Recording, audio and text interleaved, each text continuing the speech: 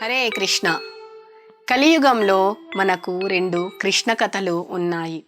ఒకటి భగవద్గీత, రెండవది భాగవతం. జగత్తులో మనకు రెండు కృష్ణ కథలు లభిస్తున్నాయి. అందులో ఒకటి కృష్ణ కథ కృష్ణుడు చెప్పింది కాగా, రెండవది కృష్ణుడు గురించి చెప్పబడింది. కృష్ణ చెప్పింది భగవద్గీత, ఇక కృష్ణుడు గురించి చెప్పబడింది శ్రీమద్ భాగవతం. ఈ రెండూ కూడా మానవుని ఉన్నత ఆత్మ వికాసానికి ఎంతో అవసరం. భగవద్గీత ప్రాథమిక అధ్యాయంగా చెప్పబడింది. తరువాత శ్రీమద్ భాగవతం ఉన్నత అధ్యయనం అవుతుంది. అయితే భగవద్గీతను ఏ వయసులో మొదలు పెట్టాలి అని అడిగినప్పుడు, భగవద్గీత మానవుల జీవన నిర్దేశి. భగవద్గీత జీవితంలో అడుగు అడుగున మనిషికి దారి చూపిస్తుంది, మార్గదర్శనం చేస్తుంది. బాలురు, యువకులు, యువతులు, ఉపాధ్యాయులు, స్త్రీలు, ముసలివారు, విద్యార్థులు, వ్యాపారస్తులు, పారిశ్రామికవేత్తలు, శాస్త్రవేత్తలు, రాజకీయ నాయకులు, సంఘ పెద్దలు అందరికీ ఇది మార్గదర్శి. భగవద్గీత జ్ఞానం అనుసరిస్తూ జీవనాన్ని కొనసాగించేవారు అన్ని రకాలుగా అభివృద్ధిని సాధిస్తారు.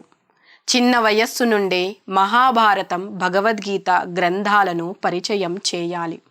భగవద్గీత వలన మనకు ఎన్నో ప్రయోజనాలు ఉన్నాయి. వాటిలో కొన్ని భగవద్గీత ఉపదేశాన్ని జీవితంలో శ్రద్ధగా అనుసరించేవారు సమస్త దుఃఖాల నుంచి, కలతల నుంచి బయటపడతారు.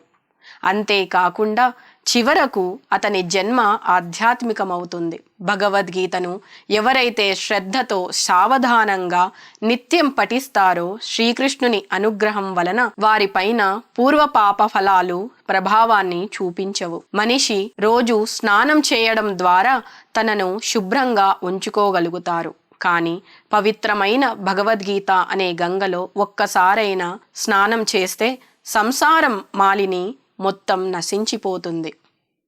గంగాజల పానం చేసిన వాడు ముక్తిని పొందుతాడు. అయితే గీత గంగామృతాన్ని పానం చేసేడి వారి గురించి వేరుగా చెప్పడం అవసరం లేదు. భగవద్గీత అనేది మహాభారతంలోని దివ్యామృతం. అది శ్రీకృష్ణ భగవానునిచే ఉపదేశితమైనది. సర్వ ఉపనిషత్తుల సారమైనది భగవద్గీత.